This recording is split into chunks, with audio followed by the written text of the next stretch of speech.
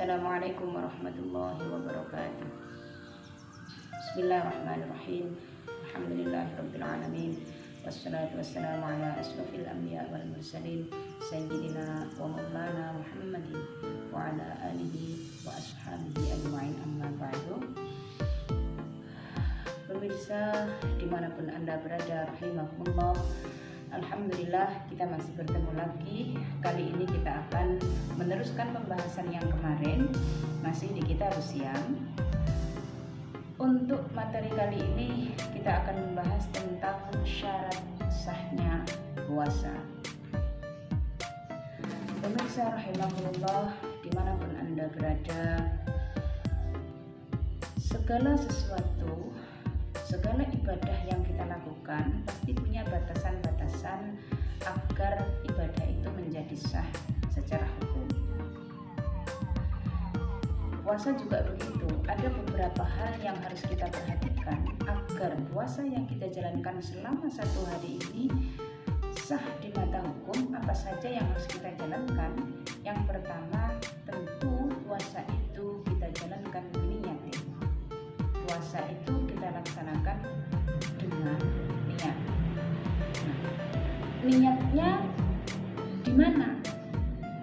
Letak niat dalam suatu ibadah yaitu di awal kita melakukan ibadah. Seperti sholat saat takbiratul ihram, saat wudu, niatnya yaitu saat membasuh wajah, gerakan yang pertama kali atau waktu pertama kali kita melakukan ibadah.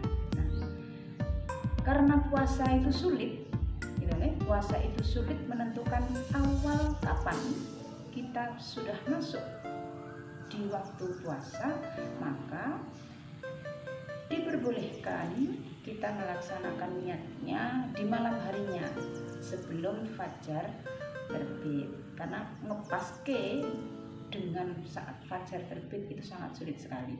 Maka puasa itu boleh diniatkan sebelum terbitnya fajar.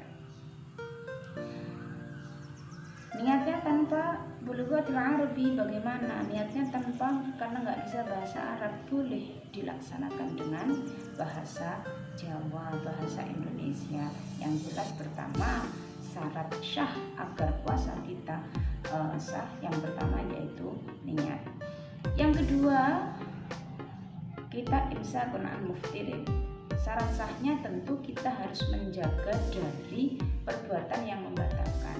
Kita harus menjaga dari, di sini disebutkan wal imsaku 'anil akli, menahan dari makan walau sedikit, nyicipi tok. Tapi kalau sudah masuk di sini di lubang tenggorokan, apalagi sudah sampai masuk di perut, maka tidak sah puasa kita. Wasyurbi, menahan dari minum, tidak makan, tidak minum. Kemudian wal jima, juga menahan dari melakukan hubungan badan suami istri. Kalau bukan suami istri ya sama saja, yang jelas melakukan hubungan iltika oleh kita, nah ini itu batal, gitu atau yang itu berarti melakukan hubungan suami, menahan diri untuk tidak melakukan hubungan badan. Yang ketiga, syarat sahnya puasa adalah, ini khusus bagi perempuan, tidak sedang dalam keadaan haid atau nifas. Maka perempuan yang sudah terlanjur, yang sudah memang harus dia puasa, menahan makan, menahan minum dari pagi sampai sore menjelang maghrib, mungkin jam 5, karena jam 5 itu pasti belum maghrib. Jam 5 sudah merasakan lapar dan haus sekian jam, ternyata tamu bulanan datang tanpa diundang, haidnya datang, maka otomatis puasanya tidak sah. Jadi syarat sah yang ketiga yakni bagi perempuan terhindar, terhalang atau sedang tidak mengalami haid atau nifas. Pemirsa rahimakumullah, untuk yang selanjutnya syarat sah yang terakhir yakni kita menjalankan puasa, kita melaksanakan puasanya pada waktu yang telah ditentukan. Kita sudah tahu bahwa batasan waktu puasa itu mulai kapan? Mulai terbitnya fajar sampai terbenamnya matahari. Diwalik mawon, dibalik saja, karena kalau siang itu panas jadi haus, kita puasanya malam tidak bisa. Meskipun sama-sama menahan, meskipun sama-sama niat, juga tidak makan, juga lapar, tapi dilaksanakan di waktu malam hari, sah tidak bisa. Atau pagi, mulai dari terbitnya fajar sampai terbenamnya matahari, tetapi dilaksanakan saat tanggal 1 Syawal atau tanggal 10 Zulhijjah, atau salah satu di hari Tasyrik yaitu 11, 12, 13 Zulhijjah, maka bagaimana? Tetap tidak sah, karena itu waktu-waktu yang diharamkan untuk melaksanakan puasa.